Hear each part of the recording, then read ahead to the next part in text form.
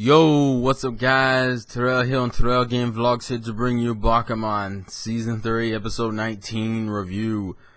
And, you know, if anything, this episode taught me one specific thing.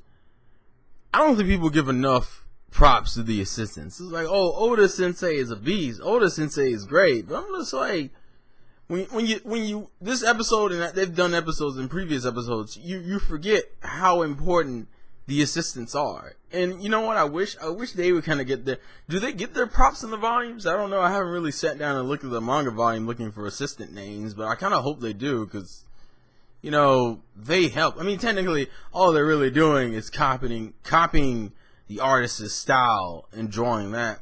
You know, considering what the assistants do to get everything done, you know, you would think, I don't know, I feel like they should get more props than they probably do. And then on top of that, you know, when you have situations like here where you have young manga authors kind of learning from the experience, like assistants, like what's it, how you pronounce his name? Ogawa, I guess is how you pronounce his name. Because that whole beginning part with just them, all the assistants and him and Psycho just grinding like beasts to get Reversi and PCP done on time. Just goddamn, nothing but props to the assistants. You're totally feeling the Death Note parallels by the end of this episode too. Like at the end, it's like, oh yeah, Reversi's probably going to be a short series. And now that I think of, I don't know if, now mind you, I don't know how much of Bakuman is actually based on the creator's backstory, but let's say it actually is fully based on his backstory. From what I understand, a lot of people didn't like certain portions of Death Note. Particularly one character I remember people not liking was Lisa. Now, Death Note doesn't have any main female characters but Lisa. And let's say, Psycho is actually the dude who draws Death Note, and that whole thing about the whole,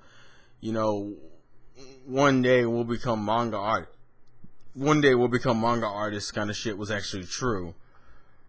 Does that mean that Death Note Lisa was only really thrown in there for the sake of Azuki having a character to voice? That's just a random theory, just a curious question I have, because it's kind of obvious that Bakuman is slightly based around the Death Note creator's journey to creating Death Note. That's why I'm thinking, because Death Note is a short series, it has its one female character. The problem is that a lot of people don't like that female character because that female character didn't really, I heard like, she was introduced during a point in the series where a lot of people just didn't give a shit about that character. That's what I heard anyway. I haven't seen Death Note, nor do I have any intention of watching it.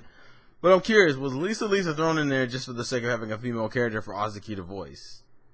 Maybe, or I guess the real life version of Azuki to voice. I'm not sure. Actually, you know what I could do? I'll wait. I'll let someone tell me in the comments, or I'll look it up later. But overall, the episode was really good. I really liked this episode. Really kind of had the assistants stick out, especially what's his name, Moria? Yeah, Moria, the one who's working on his own manga and always seems to get slighted every time they do a comedic moment. I also love Psycho's various faces throughout the episode, where he's just kind of like, as time goes on, he's just getting increasingly looking more fucked up. Like that one page where he's like, I'll finish it, and he has like a really ugly face, and then later on he just looks fucking dead. He's just like, nah. I like that shit. That was funny. I don't really, but honestly, what really got me excited, also in terms of the ending is now in like the beginning of season 2 material, because you saw like the scenes of Azuki crying in front of the phone about the whole model bullshit back at the beginning of season 2. You see the stuff with Aoki and Nakai, when Aoki puts out the umbrella so Nakai would work with him. Hiramaru's kind of sad because Yuri, or Aoki, is fucking manga got 17th place. It's like Aoki just has like a painful setup for her manga.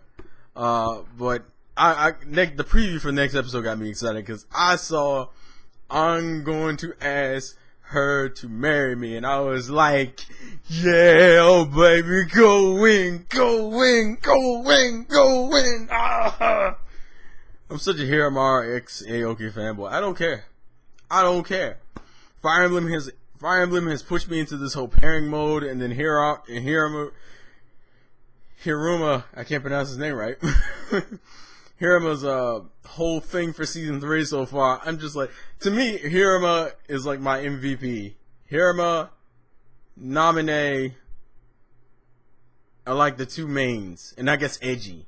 Like Nizuma, Hiruma, and Naminé are like my three mains for 3 MVPs.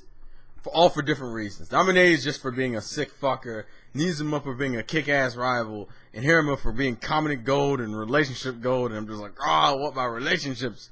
Because obviously they have to have some type of relationship basis in each season, and Hirumaru's is pretty much the relationship for this season. But good shit.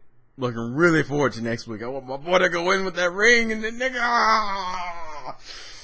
Oh, my fanboyism. Also, we're gonna get probably a lot of funny scenes. So, good episode. Please leave your thoughts and comments in the comment section below. This is the Vlogs Game from your boy Terrell. Keep on drawing, and I will catch you guys later. Peace.